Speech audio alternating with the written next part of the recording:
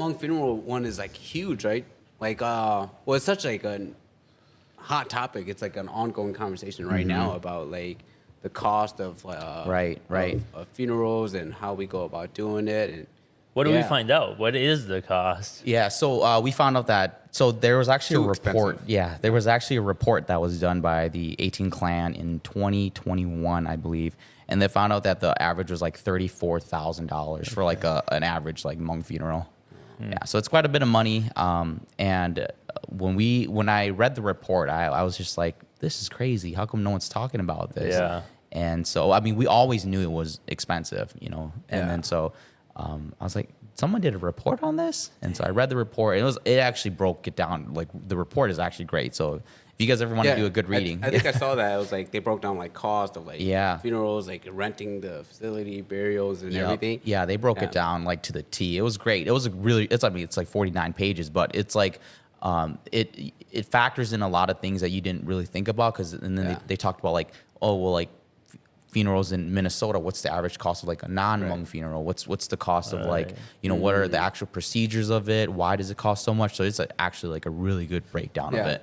And so is that like what is the cost of a non-Hmong funeral and a Hmong funeral? And is ours significantly Yeah. higher? Yep. So the average cost of a non-Hmong funeral is about $5,400. Yeah. Dang. Yeah, it's crazy. But you know, the one thing I also when people hear that number, if they might think that it's crazy, but then at the same time, you think about them like Hmong funerals are traditionally like 3 days. Yeah. And you know, there's all There's these food. There's food, It's a yeah. festival. Yeah. right. yeah. So Yeah. there's a lot of things that go into it, and so like when I made that video, a lot of people like commented on. They're like, "Why does it cost? What's the difference? You know, why does it cost like that?" Well, you know, most of them aren't really familiar with like Hmong Right. funerals, and so they don't know Yeah. why it costs so much. So And it was 3 days just because historically, like back in the motherland, people are traveling by foot, like from That's far a good away, point, like, yeah. Yep. To come see like the villages, body, yeah. pay their And respect. so you kind of have to have that where it's like now, I think that one of the conversations is like, do we really need 3 days? Right, Like, yeah. Just because like we're yeah, not- that's one of the first questions we asked too, because like the gentleman, his name is Vahua. He was the leader. He's the one that initiated the whole report. And I asked him, I was like, well, can you even? I traditionally thought that it always had to be 3 days, and Yeah. he's like, well, no, it doesn't have to be 3 days. You can cut it down. It can be 1 day. It could be Yeah. like an afternoon if you really wanted it to be. But you know, because people have kind of believe that it has to be 3 days, everyone does 3 days now. But Yeah. he's like, if you want it to be like half a day, you can do it in half a day. If you want it to be 1 day, it could be 1 day. And man, and funerals, like, you know, my mother just passed last year, and so you know I had to go through the whole process, and it is like a sensitive topic. Like a lot of people have a lot of things to say, like, and like one, it is you are kind of putting on a show, and there was like disagreements in the family, like about, all right, how are we gonna go about doing this? Like, you know, some people are like, oh, this needs to be a fest, like this needs to be a big deal. Yeah. And some people are kind of like, No, it's just our family. yeah, this is our family, this is our yeah. intimate moment. Like, we don't want this to be work, or we don't care about anybody else. Right. And yeah, and so, but that was like a big back and forth, and that became a big thing, and then, you know, and it's hard to be on the side of, hey, I don't want this to be festive, right? Because on one end, you're almost kind of like, hey, I'm showing how much I love by making this thing grand, and then you're kind of on the end like, no, I don't want to make it grand. And you know, so you're almost kind of saying like, oh, I don't love it. Yeah, well, the deceased as much, which is crazy, but that's almost kind of like oddly implied.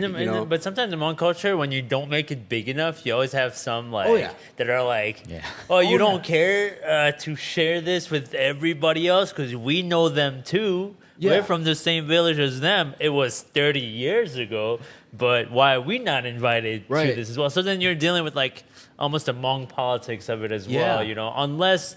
Like, I think the only way that would work, like, unless your father or whoever, the person that was like, and I think that's something that needs to be talked about more too, because we went through my father-in-law who passed away last year too, where our elders, they're not used to the ideas of wills and stuff that we are grown accustomed to. Yeah. So maybe our funerals will be maybe different because we will say like, hey, I don't want you to drop all this. Now, they might still do it, but at least, you know, we're able to state that. And I think if my dad doesn't state that, then how do I know what he wants? So then maybe I just have to take the gamble and invite everybody and not disrespect anybody. Well, yeah, that was like one of the things that helped made streamline the process. My mother had a will, and she was just kind of like, "Hey, I want this. I want a minimal thing," because there were a lot of outside hands trying to like make this more grander than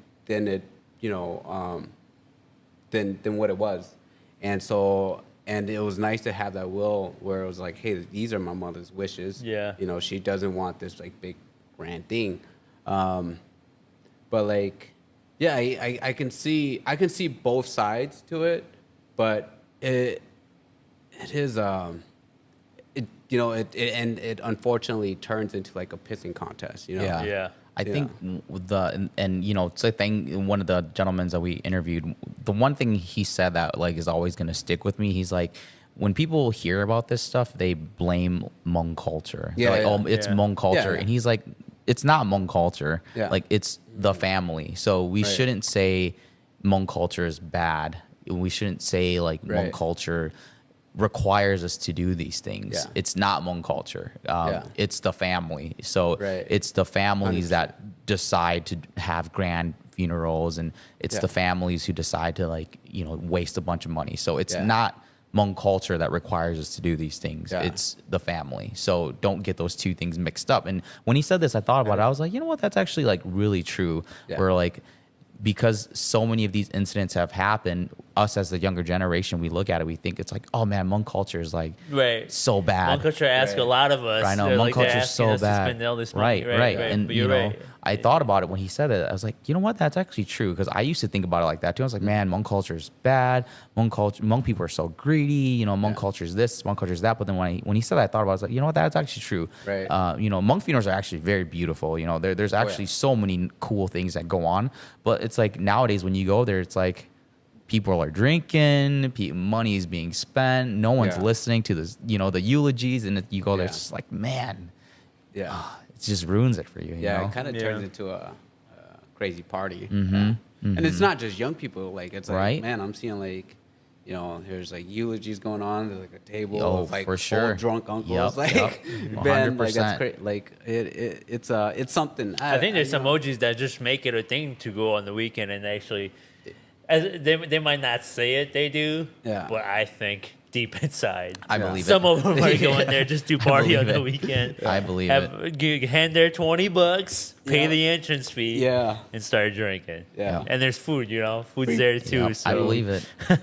You know, pay the cover and then free beer and fucking free food. Yeah, that's interesting. Now, what are some? And you don't have to talk about well, without spilling beans, what are some projects that you maybe one day want to do, and you can say as much or as little as you want, but what are some ideas or topics